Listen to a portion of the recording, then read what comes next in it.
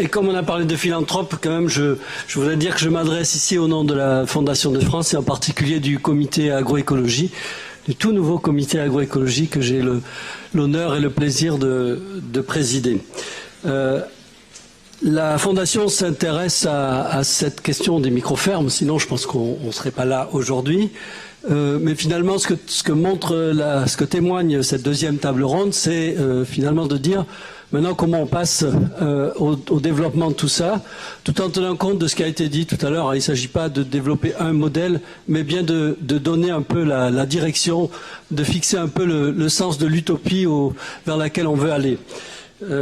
La première des choses auquel on s'aperçoit, et dans la journée ça renforce cette impression, c'est que on a quand même à peu près tout à inventer dans ces systèmes. Alors on a vu des inventeurs qui ont témoigné à différents niveaux, enfin construire des serres sur un toit ou bien s'installer dans des exploitations qui étaient plutôt improbables au départ. Hein.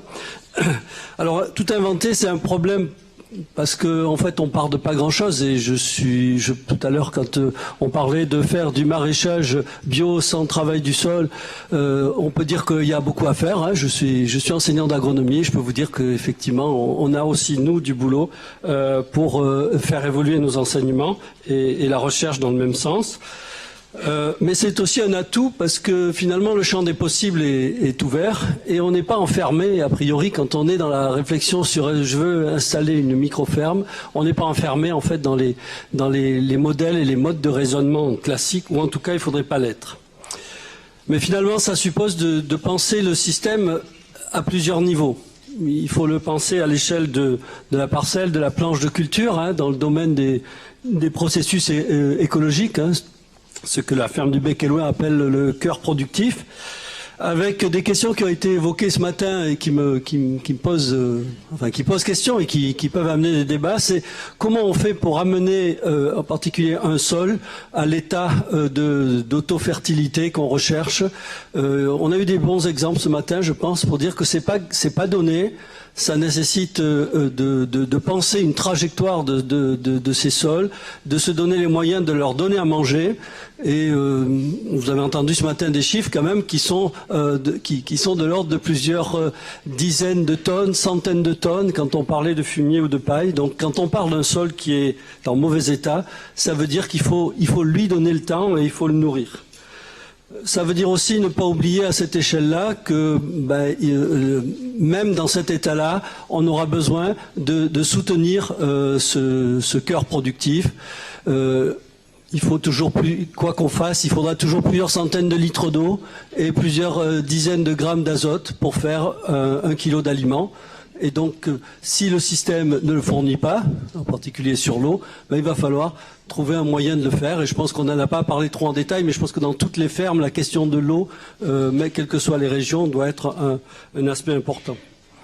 La deuxième chose, c'est de penser à l'échelle de l'exploitation de la ferme, hein, dans un domaine, dans un autre registre. Et je crois que cette journée montre bien le fait qu'elle est conçue à partir d'un projet de vie d'abord, hein, d'un individu, d'une famille.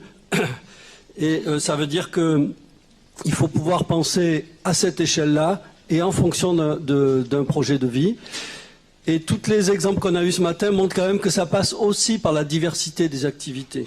Et la diversité des activités, c'est pas simplement que du maraîchage. Je pense que je suis pas sûr qu'il y ait une des fermes qui en fait n'est que du maraîchage. On a vu de l'agroforesterie, on a vu de la production de fruits, on a vu de l'élevage et on a vu aussi des exemples avec le besoin d'avoir aussi des céréales pour d'autres fonctions, notamment en lien avec la paille. Ça veut dire la complexité, l'adaptation locale, et je pense aussi qu'il y a eu des témoignages là-dessus sur combien ce genre de ferme est plus complexe à penser, à gérer, mais c'est peut-être ça aussi qui en fait leur intérêt. Enfin, je pense qu'on a vu des gens passionnés, mais c'est peut-être aussi pour ça, parce que ce sont des spécialistes de la complexité. Et puis le penser, troisièmement, au niveau du territoire, comment ces fermes contribuent à un système alimentaire. On peut se demander assez vite dans des territoires combien il faudrait de micro-fermes pour nourrir une population. Est-ce qu'il faut que des micro-fermes ou est-ce qu'il ne faudrait pas aussi des macro-fermes, peut-être à côté du territoire, hein. Encore une fois, le lien entre la production céréalière et la production légumière peut être intéressante. Ça veut dire aussi que ces micro-fermes, pour des raisons de foncier, elles partent de situations qui sont en général pas les meilleures. On a un sol et on a une localisation qui est souvent ce qu'elle est. Et donc on ne part pas toujours dans les bonnes situations, ce qui renforce le premier point. Et puis il y a une question qui a été un peu évoquée aussi, c'est que ces micro-fermes s'inscrivent dans une circularité au sein d'un territoire. Et pour citer qu'un des exemples, celui de la matière organique, il faut quand même penser aussi ces fermes pour que les déchets des mangeurs soient aussi la nourriture du sol, par exemple. Et donc je pense qu'on a vu on a un peu parlé aujourd'hui, mais je pense que dans la plupart des cas, il y a aussi cet enjeu de circularité et bien sûr un enjeu de contribution à la dynamique sociale. Donc pas penser la micro-ferme qu'à l'échelle de la ferme, à d'autres échelles aussi. Et l'idée étant que la vivabilité, la viabilité vont venir en fait du fait qu'on est capable de penser en même temps ces trois échelles, avec évidemment une multitude d'acteurs et avec une notion de trajectoire sur laquelle tout le monde est revenu tout à l'heure. Et les temps sont pas les mêmes. Le temps du sol, ça a été dit, c'est plutôt une dizaine d'années. Le temps du travail, c'est plutôt la semaine. Et le temps du revenu, c'est quand même déjà celui de l'année. Donc il y a à mettre en commun ces différents temps. Et je pense que là, on a eu un bon exemple ce matin avec l'exposé de Kevin Morel, avec son gros tableau compliqué, du fait qu'on va avoir besoin de plus en plus de ce type d'outils pour pouvoir utiliser des références, non pas pour les extrapoler, mais pour pouvoir regarder ce que ça pourrait donner dans d'autres contextes et ouvrir la gamme des possibles simultanément à ces trois échelles, à l'échelle de la planche cultivée, à l'échelle de l'exploitation de la ferme et à l'échelle du territoire ou du système alimentaire.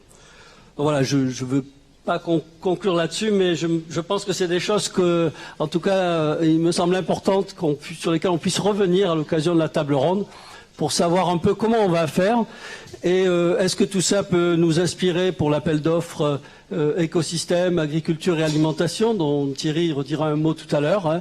Voilà, je pense que on est toujours là au niveau de la fondation dans ce genre de choses. On essaie surtout d'apprendre de vous pour pouvoir mieux orienter les appels d'offres ensuite.